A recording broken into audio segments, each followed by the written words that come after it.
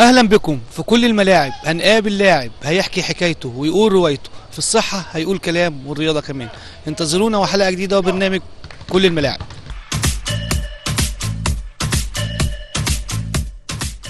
اهلا بكم في اولى فقراتنا من برنامج كل الملاعب من داخل مركز شباب فتيات العجوزه الخاص تابع وزاره التربيه والتعليم. اولى فقراتنا مع الكابتن سمير محمد، مدرس التربيه الرياضيه ومدرب كره السله بمركز فتيات العجوزه. اهلا بك كابتن سمير. اهلا ازي حضرتك كابتن سمير، وانت مدرس التربيه الرياضيه وفي نفس الوقت مدرب في مركز فتيات العجوزه التابع لوزاره التربيه والتعليم. التنسيق بين العمل في المدرسه ولا بتاخد تفرغ؟ لا، هو بيعمل انتداب ان هو تبع المركز من المدرسه على قبول ان انا نيجي هنا. احنا عندنا هنا النشاط الصيفي مستمر كل سنه باشتراكات الوزاره. طبعا بتقدر انها تسهل للاولاد الاشتراك الصيفي تمارس الرياضه سواء في جميع الالعاب، وده اللي هو كره السله. عندنا هنا الاولاد بتيجي بنعلمهم بعض الاساسيات لكره السله، وبنبدا نختار المواهب الموجوده. ممكن نفرغ بعض الانديه اذا كان ممارسه كره السله في مركز فتيات العجوزه. احنا هو فتيات بس انا شايف في ناشئين، يعني في ناشئين في المركز. هو الاسم هو اصلا فتيات لكن هو تابع لوزاره التربيه والتعليم، ومش لسه نقول لسه دي اول سنه ولا تاني سنه، ده من زمان موجود النشاط الصيفي.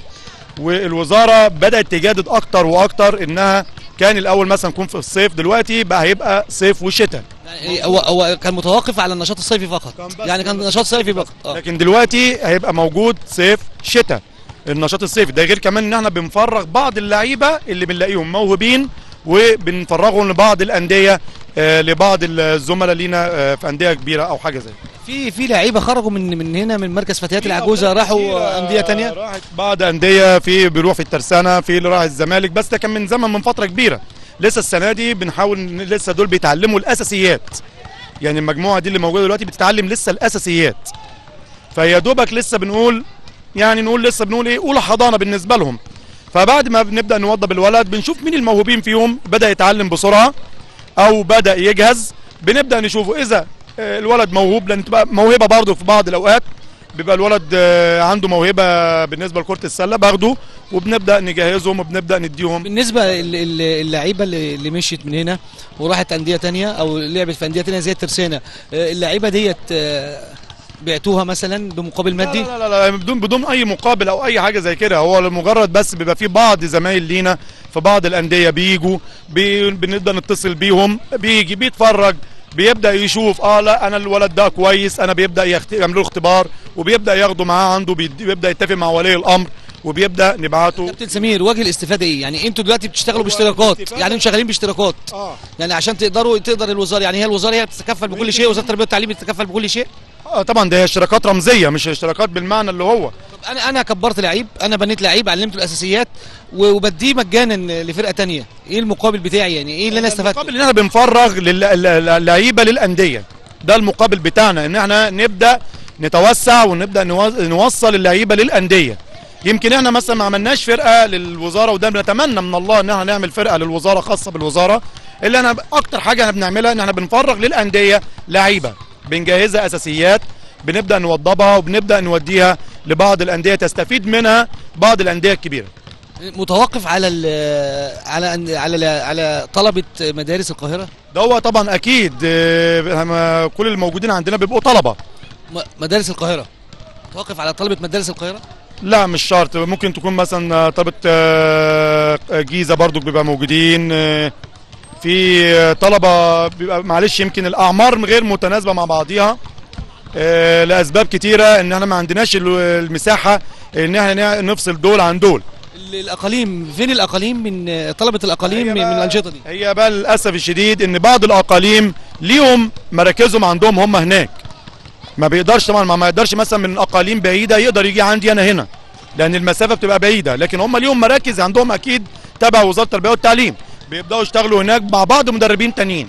كابتن سمير، اهم الاساسيات اللي بتديها للطفل او الناشئ الطالب الصغير اللي جاي لك؟ هو اهم حاجه في الولد ان هو يتعلم اول حاجه عندنا اللي هو الدريبل، اللي هو تنطيط الكوره، ازاي يقدر يتحكم في الكوره وازاي يقدر يمشي بيها في الملعب. ديت الفنيات، احنا بنتكلم على الاساسيات المعنويه، الاساسيات النفسيه اللي ممكن تديها للطفل عشان يقدر يمارس معاك لعبه كره السله. هي اهم حاجه في ده كله ان الولد يكون حاببها، يكون انا بحاول على قدر الامكان انا اوصل له ان هو ازاي يحبها، ازاي يقدر يديها يشتغل فيها بحماس، ازاي يقدر يتجاوب معايا مع اللعبه. دي اهم حاجه. في حاجه اسمها القابليه، ازاي يكون ما بيني وما بين اللاعب ان انا احببه فيا واحببه في اللعبه في نفس الوقت، بالتالي هيقدر يطلع لعيب متميز ويقدر يبقى عنده موهبه كبيره. كابتن سمير، قبل ما نختم، من خلال شاشه كاميرا كل الملاعب، تقول ايه لوزير التربيه والتعليم بالنسبه لفريق الوزاره؟ والله احنا بنشكر اولا وزاره التربيه والتعليم انها بتقدر توفر لينا، او قبل اي حاجه بتوفر لينا الملاعب على قبول ان احنا اولادنا تقدر تمارس الرياضه في قلب الملعب. بعيدا عن الشكر دلوقتي، طلبك ان انت عايز فريق للوزاره، يعني تقول ايه لوزير التربيه والتعليم؟ بتمنى ان احنا نقدر بدل ما بنفرغ الاولاد دي لبعض الانديه بره، بتمنى ان احنا نعمل فرقه للوزاره التربيه والتعليم خاصه بيها هي تشتغل في دوري، او نلعب بيها دوري سواء الميني او سواء الناشئين، قطاع الناشئين، نقدر نطلع الاولاد باسم الوزاره بدل ما بنديهم لبعض الانديه بره. سمير، احنا لسه في عهد التمني، احنا دلوقتي نطلب ولا لا نتمنى؟ والله بتمنى. ولا تطلب؟ انا اتمنى. شكرا كابتن سمير. تحت امر حضرتك. كابتن سمير يتمنى ولا يطلب، اذا ربما لبعض الناس ما زلنا في عصر التمني، ربما تمني وراءه طلب. بنشكركم وانتظرونا الفقره القادمه.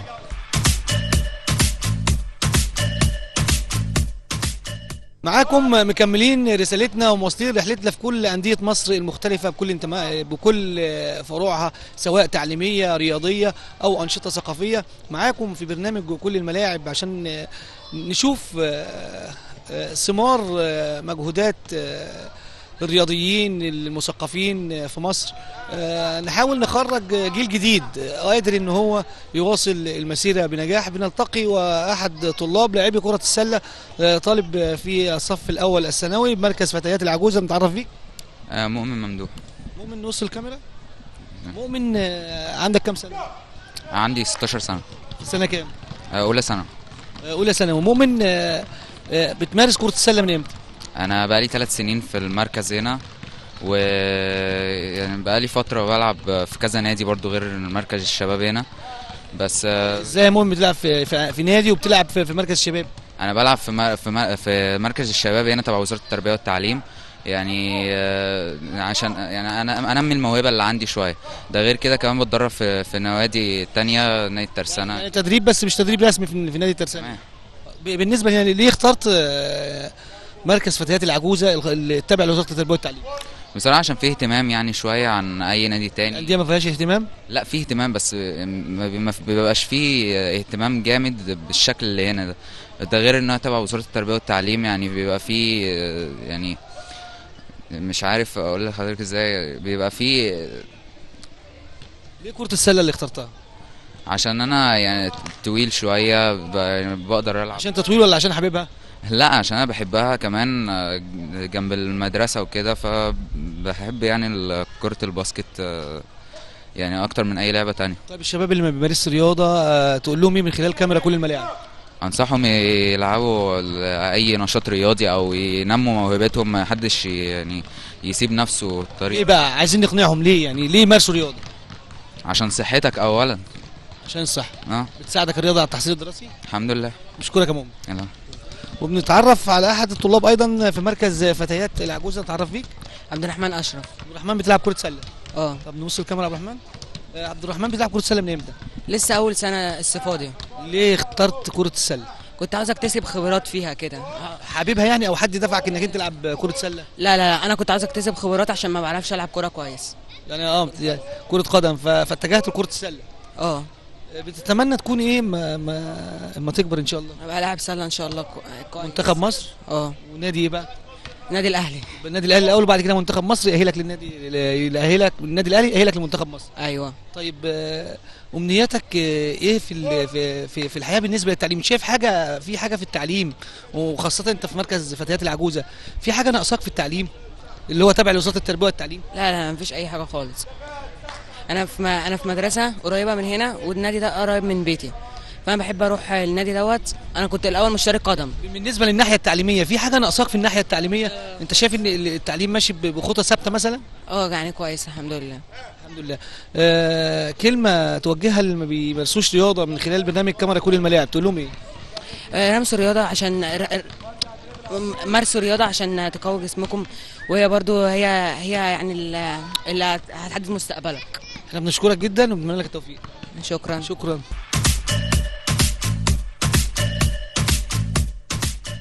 لسه معاكم مكملين رسالتنا ومواصلين رحلتنا في مختلف أندية مصر من خلال برنامج كاميرا كل الملاعب ومركز فتيات العجوزة التابع لوزارة التربية والتعليم. نلتقي مع أحد الطلاب المشاركين في نادي فتيات العجوزة أو مركز فتيات العجوزة. نتعرف بيك؟ عبد الله.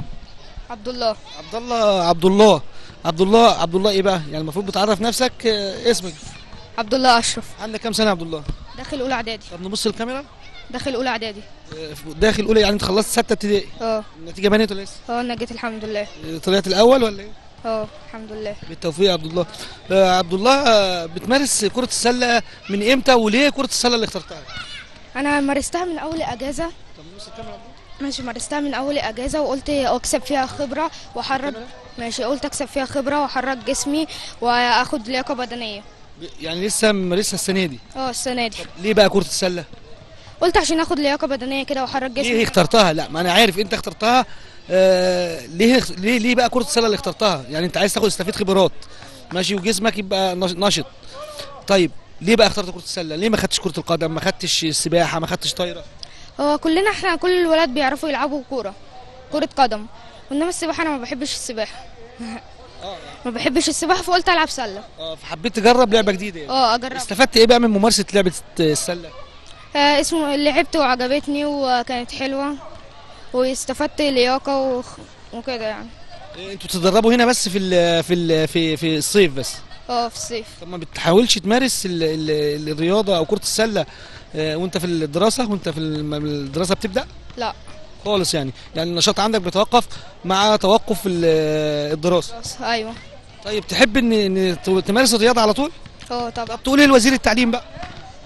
قول له يعمل لنا نوادي جديدة يعمل نوادي جديدة وحاجات أحلى وينشئ حاجات جديدة كده ويستمر النشاط الرياضي سواء شتوي أو صيف؟ صيف وشتاء وفي الدراسة. أنا بشكرك جدا.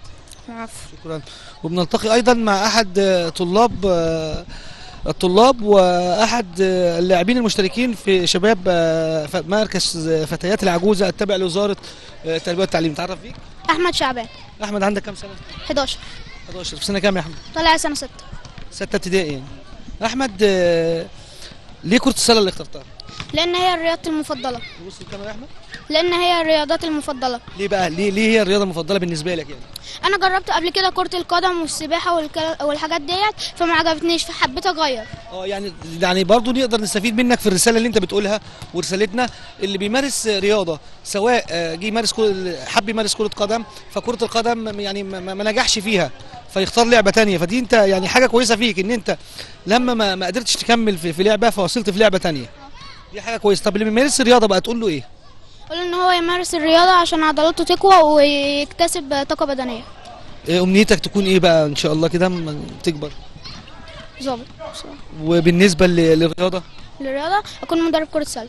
تكون مدرب كرة سلة. كلمة أخيرة توجهها لمين من خلال شاشة كاميرا كل الملاعب؟ اوديها لمين؟ انت كلمة عايز تقولها لمين يعني؟ عايز اقولها لاصحابي اللي انا كل بحبهم وبابا وماما. طب نبص الكاميرا وتقول لهم انا لاصحابك انك بتحبهم. انا بحب اصحابي وبابا وماما كلهم.